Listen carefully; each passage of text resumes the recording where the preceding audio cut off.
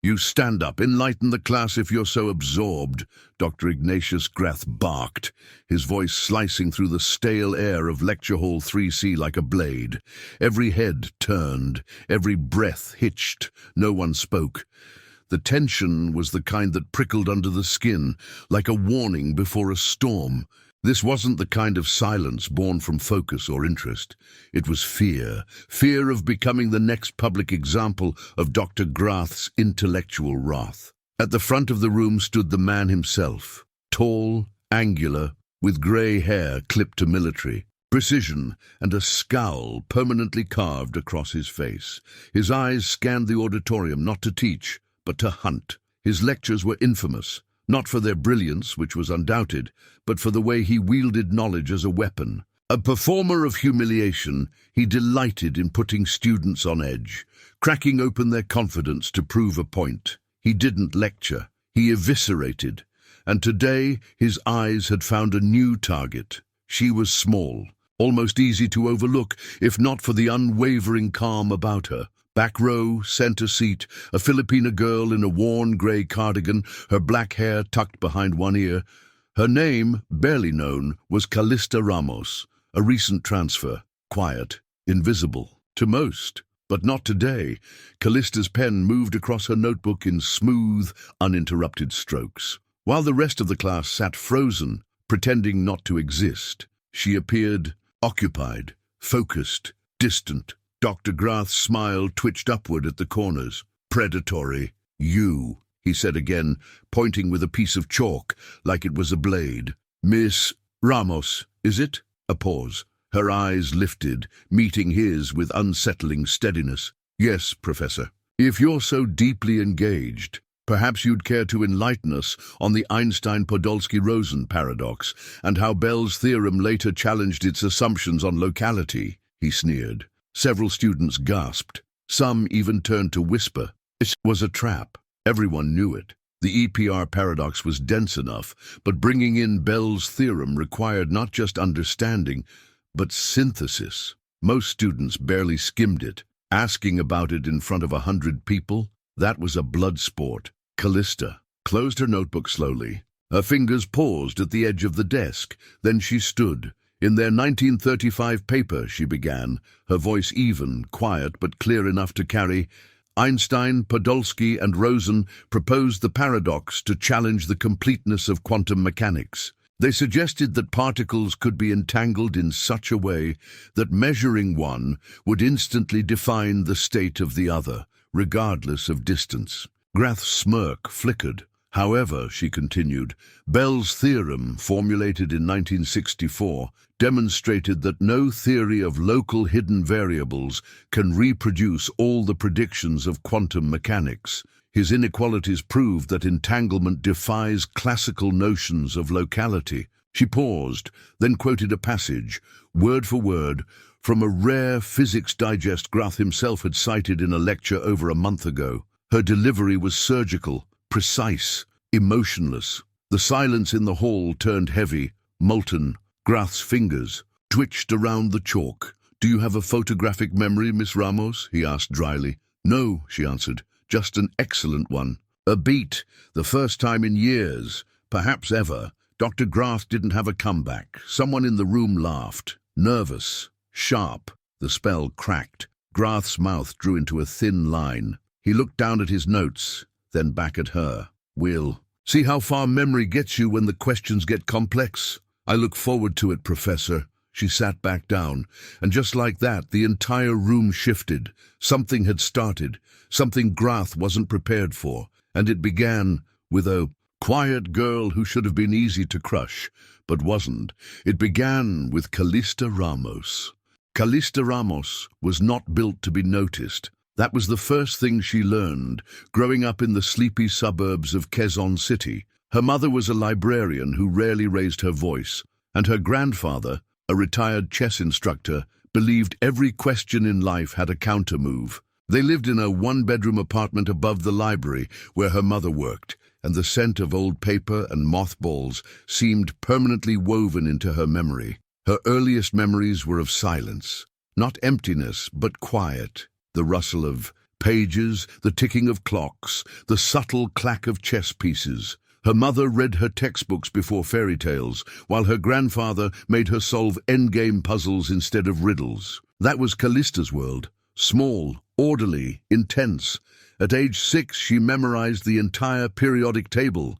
By 9, she quoted Descartes to confuse her teachers. At 13, her IQ was tested unofficially, 185, off the charts, beyond prodigy. But brilliance wasn't armor, it was exposure, so she learned early to mask it. At Halburn University, no one knew. Not the snickering juniors, not the smug legacies who wore their names like royal crests. She transferred in on a scholarship barely anyone heard of, tucked away in the international admissions section. She didn't care. She wasn't here for them. The campus was brutal in winter. Halburn's architecture was a mix of Gothic and modern, an unholy fusion of beauty and sterility. The snow made everything seem quiet, but not serene. It was the quiet of control. The walls were thick, grey stone. The staircases grand and unnecessarily wide. Professors ruled like intellectual aristocrats, and students maneuvered like courtiers. Inside Lecture Hall 3C, her arena, it was worse. The room was built like a Roman theatre, circular, tiered. Dr. Grath stood always at the bottom centre, surrounded by the eyes of students above, gladiators who hoped not to be chosen. Callista chose the back row, not because she was afraid, but because that's where vision is clearest. She could see everything, every reaction, every flicker of doubt, every twitch of ego. Dr. Ignatius Grath didn't like being observed. He was a man used to controlling the lens. Grath was a force of nature, a hurricane of intellect sharpened by insecurity. He was a tenured professor, once heralded as the youngest theoretical physicist to publish in Scientific Intelligence. But fame turned him. Now he wielded questions like scalpels. His lectures were trials, survivors were praised, failures mocked. And Callista? She studied him, quietly, systematically, the way she once studied knights and bishops. Around her were students from polished prep schools and elite families, children raised to believe intellect was inherited with money. She didn't mind them. They weren't the problem. Their complacency was what made her dangerous wasn't her memory. It was the fact she knew how to hide it. She took notes in tiny script, color-coded in 5 shades. Her laptop remained closed. She carried books in her backpack that weren't on any syllabus. She had already finished the semester's required readings. Twice. Most students thought she was odd, distant, maybe even slow. Grath had thought so too, until today. Now, the room looked different. Callista could feel the shift. Suspicion, curiosity, fear.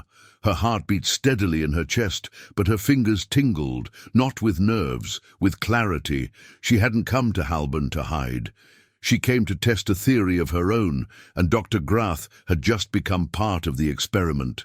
The room hummed with tension after Callista's flawless answer. The sound of Dr. Grath's chalk screeching against the board was the only thing that broke the silence.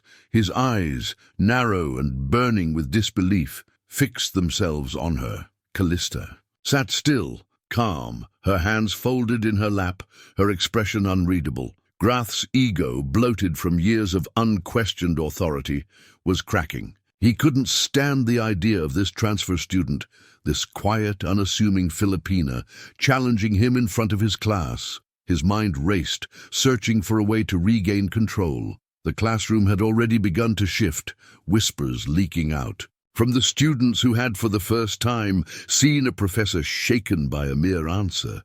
Dr. Grath, however, was not one to back down. His pride, towering as it was, demanded retribution. "Interesting," he began, his voice now laced with thinly veiled venom. "But you know, Miss Ramos, academic merit is not just about memorizing textbooks or reciting theories." His words were sharp, deliberate. It's about understanding, truly understanding the material, the kind of comprehension that goes beyond the surface. Callista met his gaze unflinchingly, but inside, her pulse quickened. She could feel the weight of the room, the growing unease, and yet her mind remained calm. It had always been this way: silence, observation, patience. These were the tools she used to navigate a world that didn't always understand her. Dr. Grath, his voice rising slightly, continued. Let's put that intellect to the test, shall we? I'll give you a real challenge, one that can't be found in your textbooks. The students shifted in their seats. This wasn't a question about quantum physics anymore. This was personal. Grath spun on his heel, walking across the stage to a large whiteboard at the far side of the room. His fingers gripped the chalk as if it were a weapon. Consider this thought experiment, he began, turning to face the class, his back now to Callista. Two communities. One thrives on absolute freedom, no rules, no restrictions. Chaos is their ally. The second community, however, operates under strict logical laws, ensuring order and safety, but at the expense of personal choice. You must decide, if forced to choose one community to eliminate for the greater good of the region, which would it be?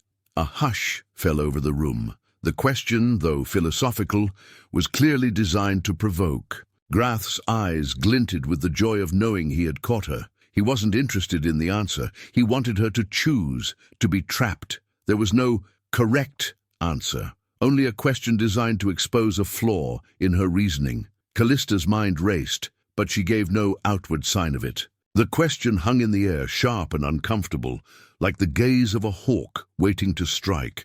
Freedom or order? Choose, and you condemn the other. The students around her held their breath, waiting for the eruption. She didn't answer immediately. For a moment, she seemed to withdraw, her eyes unfocused, as if searching within herself for the right response. Grath's smirk deepened as he watched her, anticipating her misstep. And then Callista spoke, her voice soft, but her words cutting through the silence with the force of a quiet storm. "Professor," she began, meeting his eyes, "your question is flawed." The class froze. Grath's smile faltered, and for the briefest second, the air itself seemed to shift. It was a challenge, but it was wrapped in calm logic. "You're presenting a false dichotomy," she continued, her tone unwavering. "You've posed two extremes and forced us to choose, but the true answer lies in rejecting that choice entirely. Why eliminate one community at all? What's stopping us from integrating the best elements of both?" Grath's jaw tightened, and for a split second, his eyes flickered with a rare vulnerability. "That's not how this works, Miss Ramos," he said through gritted teeth. "The question is about logic, about pure reasoning. You cannot solve it by denying the premise." Callista stood, her movements slow and deliberate. "But the premise itself is a fallacy, Professor," she countered. "You've created an illogical paradox by forcing a false choice. True reasoning would first dissect the question's foundations." Her words hung in the air like a ripple in the still water. The room seemed to lean forward, captivated by the quiet intensity in her voice. "Are you suggesting," Grath asked, voice tight, "that logic itself is faulty?" "Yes," she answered, her gaze unwavering, "because your question ignores the possibility of negotiation, compromise, or simply rejecting the forced dichotomy as unethical." She paused, letting her words sink in before she delivered the final blow. "And by presenting it as a logical challenge, you reveal your own bias, your failure to question the question." The gasps around the room were audible. The students, previously subdued by Grath's imposing authority, now exchanged glances. Callista's challenge wasn't just intellectual, it was personal. She had stripped away the layers of arrogance that shielded Grath's ego and exposed the fragility underneath. Grath's face flushed, his composure fracturing as his ego collided with a force he hadn't anticipated. He had meant to dismantle her, to expose her weaknesses, but instead, Callista had dismantled his intellectual trap and exposed the flaws in his reasoning. For a long, agonizing moment, Grath stood frozen, his expression a twisted mask of disbelief and anger. The room was silent, all eyes fixed on the confrontation. Finally, Grath cleared his throat, trying to salvage what was left of his pride.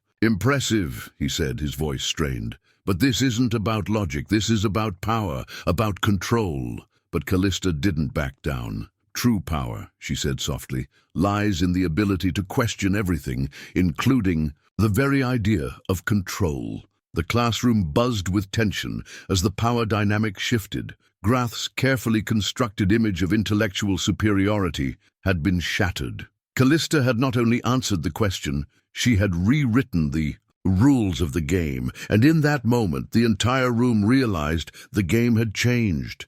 The rumors spread faster than wildfire across Halban's towering campus. Did you hear about the genius transfer girl who embarrassed Dr. Grath? The whispers began in the corners of classrooms, in the halls between lectures, in the cafes and libraries, where students sat with their laptops open, but their eyes elsewhere. The word genius wasn't thrown around lightly at Halban University, but it was being thrown now. Dr. Ignatius Grath, the same man who prided himself on being the sharpest intellect in the room, the one who'd humiliated students from across the world, had met his match, and no one could stop talking about it. It wasn't just the students who were talking. The administration caught wind of the incident, and Callista Ramos quickly became the subject of hushed meetings, quiet investigations, and secretive consultations. Dr. Grath's authority, once untouchable, had been undermined in the worst way imaginable, and the question that lingered in the air, who was this girl? Callista sat alone in the small waiting room of the dean's office, her heart beating in a steady rhythm that matched the ticking of the clock on the wall. The door was slightly ajar, and she could hear the muffled voices of the faculty inside. They were discussing her, she knew. It was inevitable.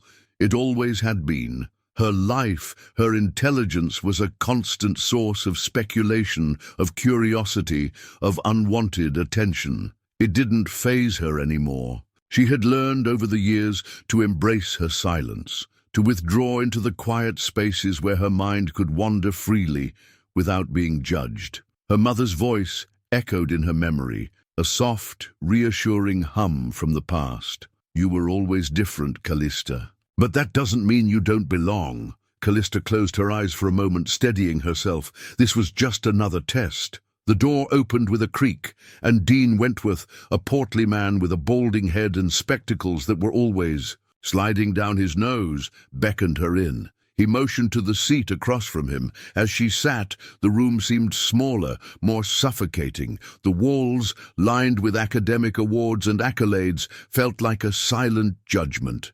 So, Miss Ramos, the Dean began, adjusting his glasses nervously. You've caused quite a stir here at Halban, I understand. She nodded, her eyes steady. I didn't mean to. Of course not, he said, flipping through a folder in front of him. It's just, well, Dr. Grath's been teaching here for decades. He's a respected figure, and your contribution to his lecture has certainly drawn attention. Some positive, some perhaps not so much. Callista's expression didn't change. I answered his question. Quite well, I hear, the dean replied, glancing up at her from his papers. Too well. Some have expressed concerns about the nature of your abilities, your performance. He cleared his throat, his voice slightly strained.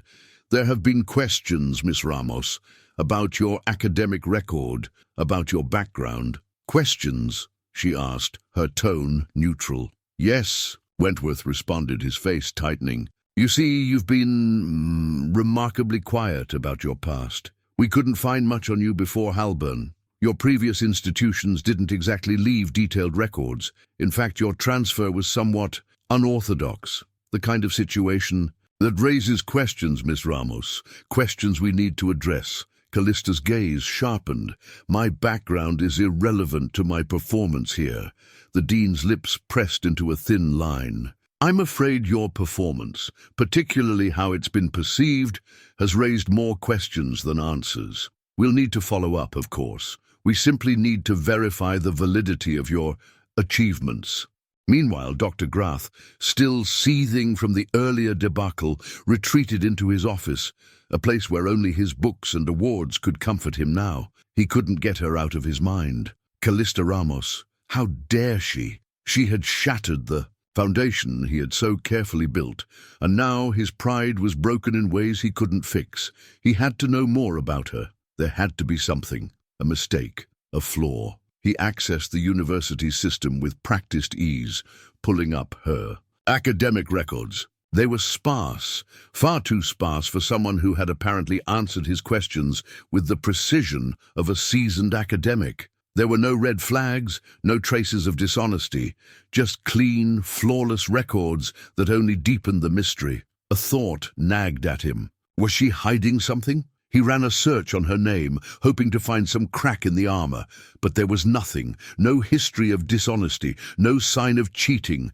just the quiet, unassuming existence of a girl who had, up until now, slipped under the radar. Grath was left with one inescapable conclusion. She was genuine, too genuine. The following days blurred together for Callista. She couldn't escape the sensation of being watched, but the meetings, the whispers, and the scrutiny never fazed her. She wasn't here to make friends or to fit into their preconceived notions of success. Late at night, when the campus fell, silent, and the moonlight filtered through her dorm window, she would sit at her desk, writing in her journal, not out of spite or anger, but as a way of preparing herself for what was coming. She wrote of Dr. Grath's challenge, each word etched with the clarity of her thoughts. She wasn't plotting revenge. She was documenting the battle. Her mind raced as she analyzed his behavior, his words, his tactics. She would be ready for whatever he threw next. This wasn't about proving him wrong, she wrote. It was about justice. It was about truth. Her hand trembled as she wrote the final words of her journal entry. If he wants to make this personal, so be it. The investigation continued behind closed doors, but Callista was prepared. She had already anticipated their next move. She could see the pieces falling into place, the chessboard laid out in front of her, and with every move she made, she knew the game was shifting in her favor. This was only the beginning. The day of the debate arrived. The lecture hall buzzed with excitement, a thick current of anticipation crackling in the air. Dr. Ignatius Grath, standing at the center of the stage with his usual smug superiority, had invited Callista to engage in what he had billed as an intellectual exercise. A debate, he called it, an opportunity for Callista to prove herself in front of the students, faculty, and even a small press contingent from the university's newsletter. The audience was primed. The press cameras were rolling. Grath, keen to show his dominance, positioned himself as the intellectual juggernaut, expecting Callista to crumble under the pressure. What he didn't know was that she had already prepared for this moment, not by studying or researching, but by simply being herself. Her brilliance, her calm confidence, her ability to think beyond the confines of accepted knowledge, it was all coming to a head. Grath cleared his throat as the room fell into silence, his eyes fixed on Callista with the same cold gaze that had humiliated so many before her. "Ladies and gentlemen, esteemed colleagues and students," he began, his voice carrying through the hall, "today's intellectual exercise will be a demonstration of what happens when true logic meets raw intellectual power. I will present a new theory, an original one, mind you, that challenges our current understanding of quantum mechanics." Callista's eyes narrowed slightly. She had heard this before. Grath was always the self-proclaimed trailblazer, ready to push boundaries, at least in his mind. He turned to the blackboard, chalk in hand, and began writing feverishly, sketching out equations with an air of importance. The symbols filled the board quickly, a complex web of variables, matrices, and esoteric notation that seemed impossible to follow. The crowd was mesmerized, but Callista felt something shift deep inside her. There was a flaw, she realized, within the very structure of the equations themselves. A familiar sense of unease crept over her as she scrutinized the numbers. Dr. Grath continued, his voice almost musical in its cadence. "This theory proposes a fundamental shift in our understanding of quantum particles. It challenges Bell's theorem, introduces new variables to the concept of locality," and he turned to face Callista, his eyes gleaming with malice. "I'm sure someone like you, Miss Ramos, will appreciate the depth of its intellectual rigor."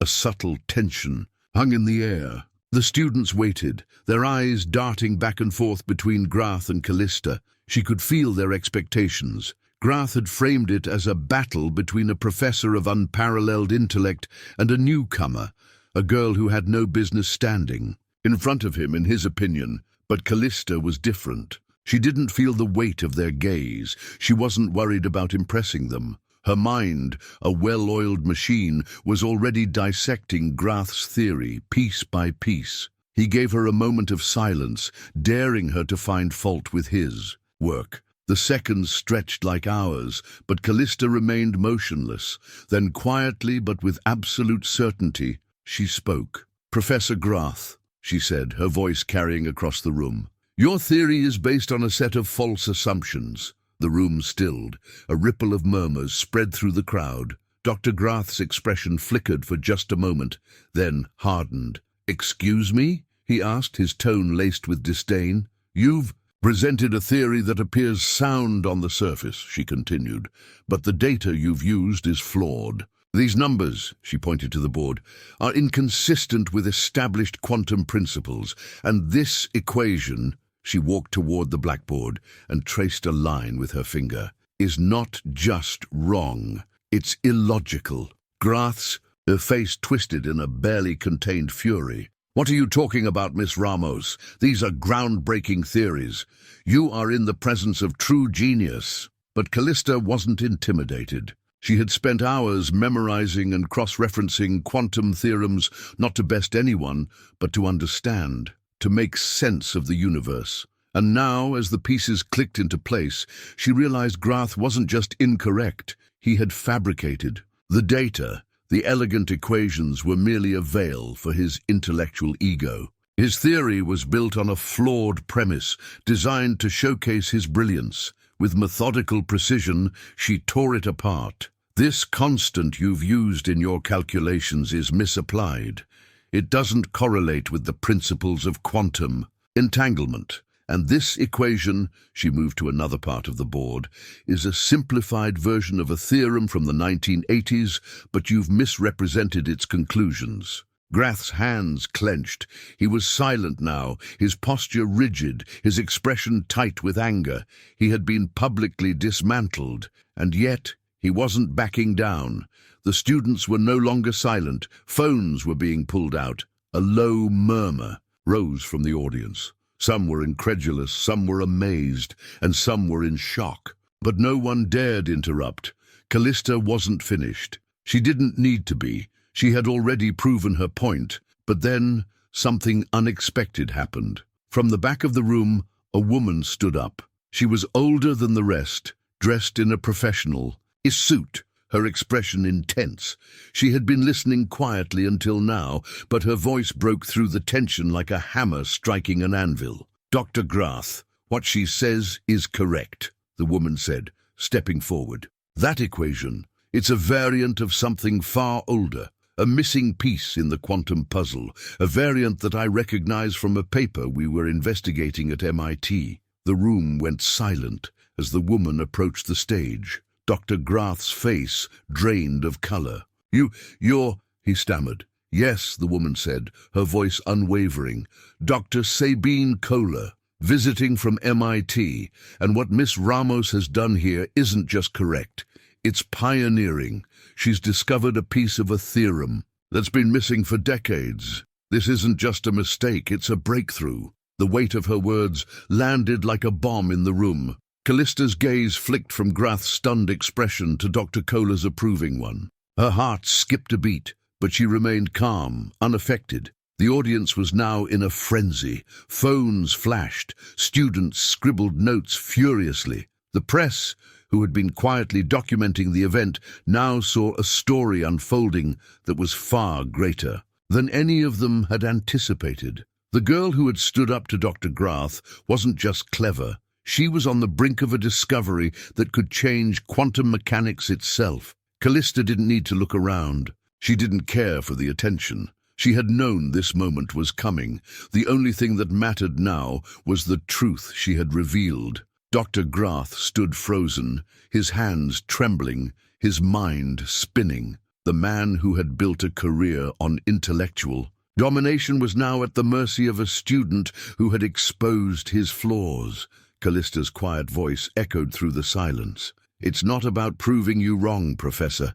It's about proving that we can all be wrong, even the brightest minds." She turned and walked off the stage, leaving Grath behind, a broken man in the wake of her brilliance. Grath's hands clenched. He was silent now, his posture rigid, his expression tight with anger. He had been publicly dismantled, and yet he wasn't backing down. The students were no longer silent. Phones were being pulled out. A low murmur rose from the audience. Some were incredulous, some were amazed, and some were in shock. But no one dared interrupt. Callista wasn't finished. She didn't need to be. She had already proven her point. But then something unexpected happened. From the back of the room, a woman stood up. She was older than the rest, dressed in a professional suit, her expression intense. She had been listening quietly until now, but her voice broke through the tension like a hammer striking an anvil. "Dr. Grath, what she says is correct," the woman said, stepping forward. "That equation, it's a variant of something far older, a missing piece in the quantum puzzle, a variant that I recognize from a paper we were investigating at MIT. The room went silent as the woman approached the stage. Dr. Grath's face drained of color. You're, he stammered. "Yes," the woman said, her voice unwavering. "Dr. Sabine Kohler, visiting from MIT, and what Miss Ramos has done here isn't just correct. It's pioneering. She's discovered a piece of a theorem that's been missing for decades. This isn't just a mistake, it's a breakthrough." The weight of her words landed like a bomb in the room. Callista's gaze flicked from Grath's stunned expression to Dr. Kohler's approving one. Her heart skipped a beat, but she remained calm, unaffected. The audience was now in a frenzy. Phones flashed. Students scribbled notes furiously. The press, who had been quietly documenting the event, now saw a story unfolding that was far greater than any of them had anticipated. The girl who had stood up to Dr. Grath wasn't just clever. She was on the brink of a discovery that could change quantum mechanics itself. Callista didn't need to look around. She didn't care for the attention. She had known this moment was coming. The only thing that mattered now was the truth she had revealed. Dr. Grath stood frozen, his hands trembling, his mind spinning. The man who had built a career on intellectual domination was now at the mercy of a student who had exposed his flaws. Callista's quiet voice echoed through the silence. "It's not about proving you wrong, Professor. It's about proving that we can all be wrong, even the brightest minds." She turned and walked off the stage, leaving Grath behind, a broken man in the wake of her brilliance. The atmosphere in the lecture hall had turned electric. Dr. Grath's face was twisted with fury, the veins in his neck pulsing, his chest rising and falling with each labored breath. His intellectual pride had been trampled in front of the entire room, and the humiliation gnawed at him, his jaw clenched, his fingers gripping the edge of the podium like a lifeline, his words sharp and venomous. "You think you're the first person to come in here, spouting off theories and numbers like some parrot?" Dr. Grath's voice cracked through the quiet, his eyes fixed on Callista. "What are you really, Miss Ramos? A token? Someone who only got this far because of some diversity quota?" Callista's heart tightened, but she didn't flinch. He had crossed a line now, one that wasn't just about knowledge or intellect. This was personal. His words cut deeper than any equation ever could. Dr. Grath took a step closer, his eyes never leaving hers. "You're nothing more than a puppet, a product of affirmative action, sent here to make the rest of us feel good about ourselves while you hide behind that photographic memory of yours." He sneered as the words slipped from his mouth like poison. The class was dead silent. The tension was palpable, thick with disbelief, but no one spoke. Some students shifted uncomfortably in their seats, but none dared to interject. Callista stood motionless for a moment, the weight of his words pushing down on her. The silence stretched out, suffocating, but she wasn't done. This wasn't just about answering his question, about proving a point.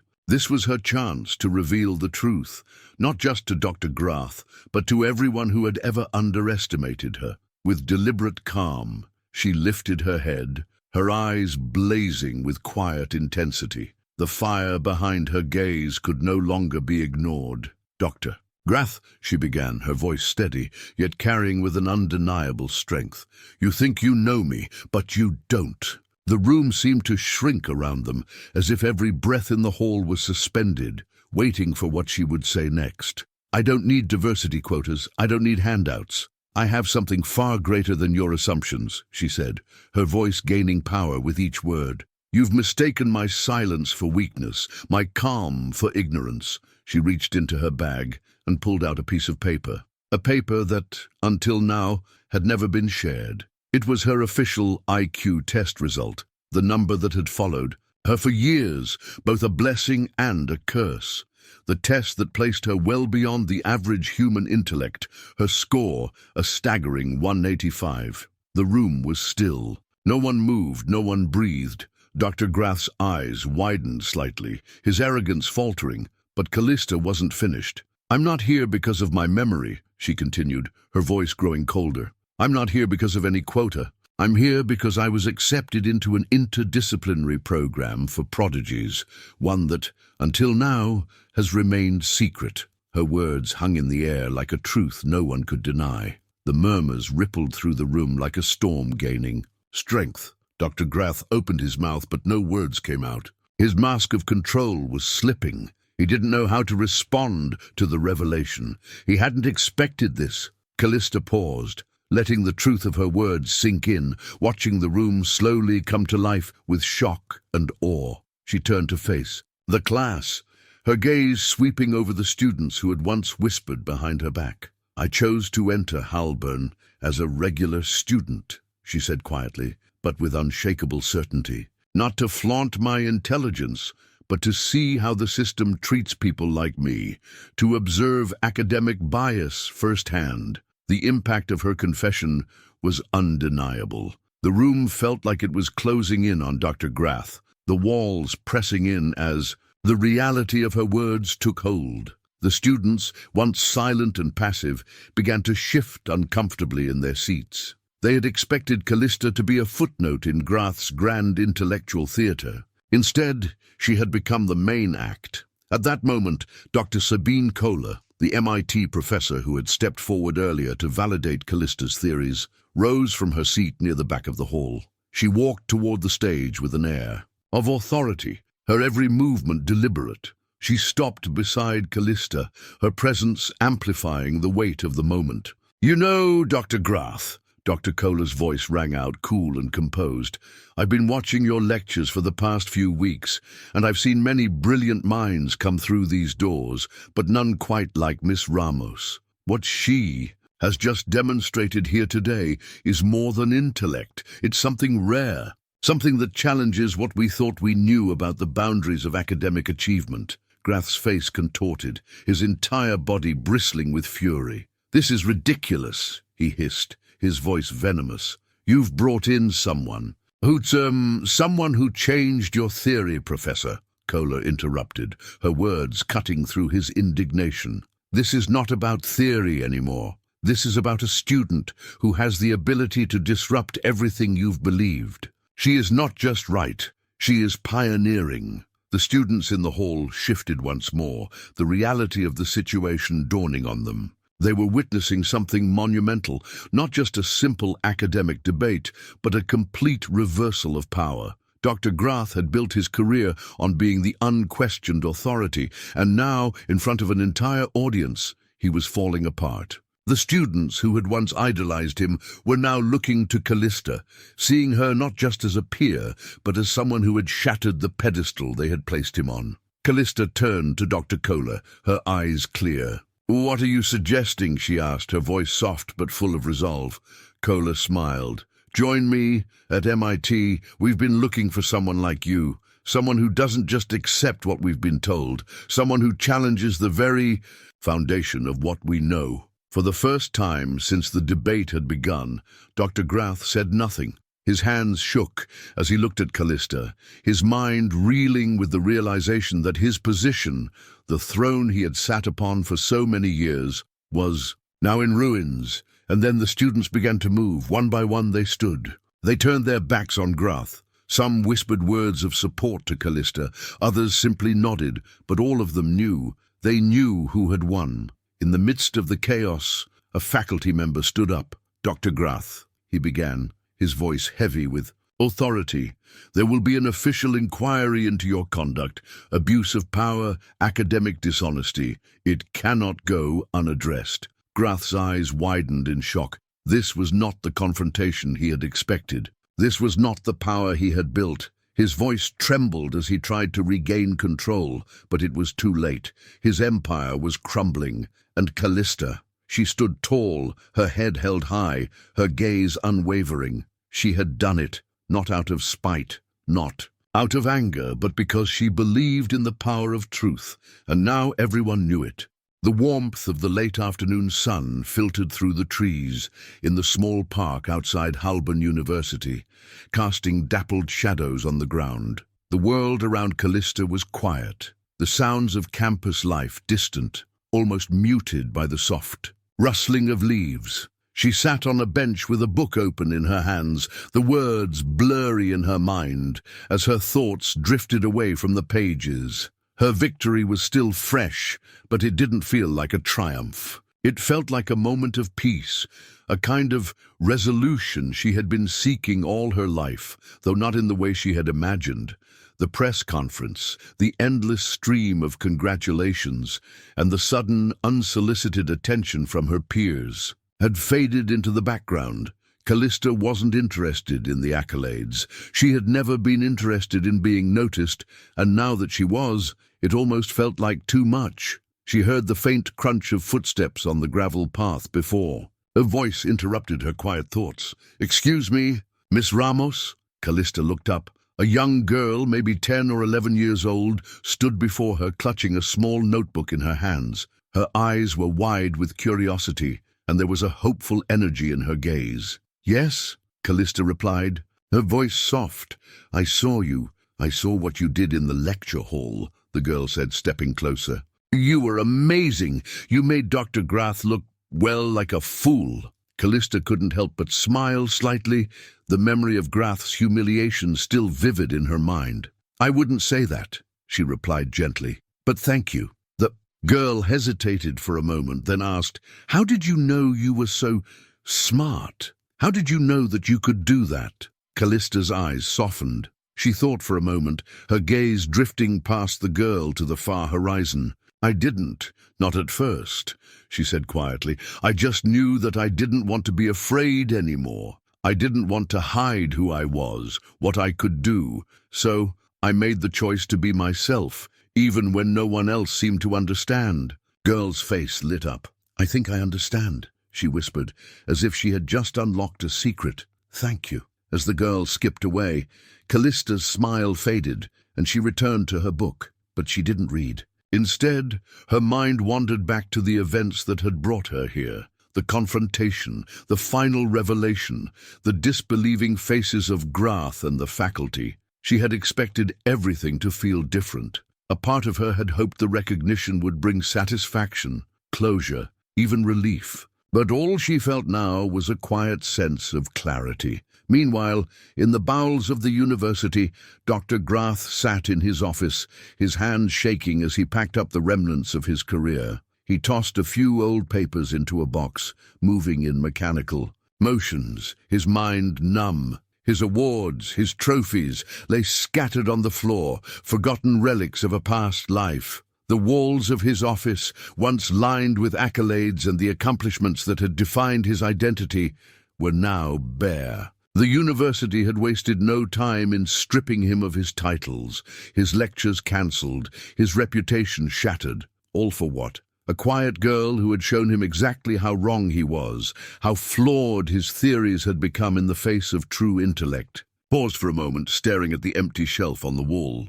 A flood of memories crashed into him, memories of a time when he, too, had been the young prodigy, eager to prove himself. But somewhere along the way, the hunger for validation, the need for recognition, had overtaken his passion for discovery. He had become the very thing he had once despised. In that fleeting moment, Dr. Grath felt it, an echo of the humiliation he had once suffered in his early days as a struggling academic, trying to find his place in a world that seemed intent on overlooking him. The difference, however, was that Callista had walked into that room with the kind of quiet strength he had never known. She had been a mirror to his own failures, a reminder of the very thing he had lost over the years. Grath swallowed hard. He wasn't sure whether he felt anger or regret, but one thing was clear. The throne he had sat upon for so long had crumbled, and now there was nothing left but the cold, empty space around him. Later that evening, Callista sat in her dorm room, the soft glow of her laptop screen illuminating her face. She had just finished a video call with her mother. Her mother's voice had been full of pride, as it always was, but there was a tenderness. In her words now, a quiet reverence. "You've always been brilliant, Callista," her mother had said, "but now the world knows. You've shown them." Callista smiled faintly at the memory, but it wasn't the kind of smile that came with pride. It wasn't the kind of smile that marked the culmination of a battle won. It was a smile of peace, of understanding. "I didn't do it for the world, Mom," she had replied softly. "I did it for myself." Her eyes shimmered with unshed tears, but she didn't cry. Not now, not for this. She didn't need the validation anymore. She had already proven what she had set out to prove. Callista sat back in her chair, gazing at the reflection of her own face on the screen, the quiet certainty in her eyes that had always been there but had never fully surfaced before. She wasn't afraid anymore. She had stepped into the light, not to be seen, but to finally let the truth of who she was shine through. In that moment, she understood something deeper than any lesson Dr. Grath could have taught her. It wasn't the brilliance of her mind that mattered most. It was the clarity in her heart. And as the screen went dark, she closed her laptop, the soft hum of the campus night wrapping around her like a blanket. For the first time, she could feel the weight of the world lifting from her shoulders. The battle was over. The war within her was finished. Callista Ramos had won, but not for recognition, not for acclaim, for herself. The sun had long set over the city of Halban, but Callista's work had only just begun. In the quiet solitude of her dorm room, the soft hum of her laptop screen illuminated her face as she sat with purpose, her fingers flying over the keys. The world, for once, felt like it was exactly where she wanted it to be, not filled with chaos or adoration, but with a quiet sense of direction. She had built something she had always wished existed when she was younger, something that could have saved her from feeling alone in a world full of expectations.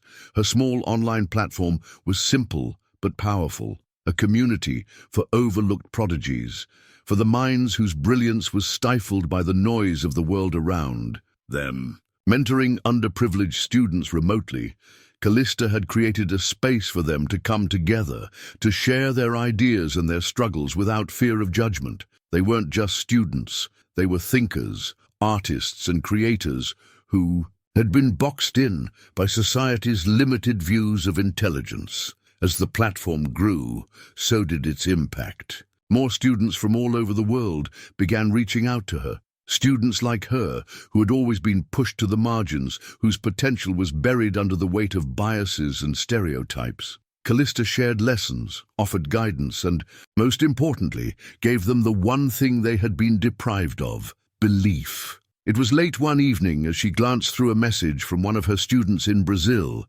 that a wave of reflection washed over her. The struggle she had faced, the pain of being underestimated, the humiliation of being ignored, had all led her here. Intelligence isn't loud, she thought to herself, the words resonating in her mind. It doesn't need to prove itself. It just exists, waiting for someone to believe in it. She closed her laptop with a sense of finality. The weight of her journey was beginning to feel lighter. She wasn't just an answer to a question anymore. She was a mentor, a leader, a force for change. But most importantly, She was finally using her gifts to make a difference. A few weeks later, Callista was standing in front of an auditorium once again, this time not as the quiet observer or the student waiting to be noticed, but as a speaker. At a student TEDx event, the stage was set. The spotlight burned brightly, casting her figure in sharp relief. Behind her, the crowd murmured, a sea of eager faces waiting for the next inspiring tale. But Callista wasn't here to tell a tale. She wasn't here to play the part of the underdog who rises to victory. She wasn't here to be anyone's inspiration. She was here to speak the truth. Her voice, steady and clear, rang out across the room. "Never let someone else's ego write your narrative," she began, her gaze sweeping over the audience. "For too long, I allowed others to define who I was, who I could be, based on their limited vision of intelligence. But today, I'm telling you and myself that no one gets to decide that but us." Her words echoed in the room, the weight of them settling in like a revelation. Callista wasn't just speaking to the crowd. She was speaking to every student who had ever been, told they were too quiet, too different, too invisible. She was speaking to the underdogs of the world, the ones who had been overlooked but had always known there was more to them. As she continued, the words flowed from her naturally, with the calm assurance of someone who had come into her own. We live in a world that thrives on competition, where the loudest voices are the ones that are heard. But intelligence isn't about volume. It's not about impressing others. It's about truth, and that truth, no matter how quiet, will always find a way to speak. The audience was silent now, hanging on every word. Some were taking notes, others simply listening, their expressions a mixture of awe and respect. "But," she added, "don't mistake silence for submission. Don't mistake being overlooked for being weak. I spent so much of my life hiding my brilliance out of fear that it would be too much for the world. But when I let it out, when I stopped being afraid, I realized that my truth was stronger than any ego." She paused, the stillness of the room amplifying the power of her words. "I am not defined by the expectations of others, and neither are you." The final words hung in the air as she finished her speech, her voice softening. "It's time for all of us to take control of our own narratives. Let's make sure the world hears us, not because we're trying to be loud, but because we've always known we have something worth listening to." Callista stepped back from the microphone, the weight of the moment sinking in. The applause came, slow at first, hesitant, but then it grew, swelling like a tide, louder and stronger. It wasn't the applause she had once dreamed of. It wasn't the kind that echoed with validation or adoration. No, this applause was different. This was recognition, not of the girl who had stood on a stage and delivered the perfect performance, but of the person who had dared to stand up, who had dared to be herself. But as Callista walked off the stage, there was no celebratory cheer, no chorus of accolades. Instead, there was a quiet silence that followed her footsteps. Not the silence of indifference, but the silence that follows after awe, a kind of stunned reverence that comes only after something profound has been said, something that shifts the very foundation of the room. In that silence, Callista understood something that she hadn't fully grasped until now. This was her victory, not the applause, not the fame, not the recognition. It was the moment when her voice had found its place in the world, not as a whisper, but as a truth that could no longer be ignored. She had rewritten her own narrative, and it had been enough. As the crowd began to disperse, Callista lingered backstage, letting the quiet hum of the room wash over her. She had shared her truth. She had opened a door for others to do the same. Her journey had begun with a question, one she had struggled with for years. Who am I? Now she knew the answer. Callista Ramos wasn't just a brilliant student. She wasn't just a challenger of the status quo. She was a beacon for anyone who had ever felt invisible, anyone who had been told they didn't belong. And the world would hear her.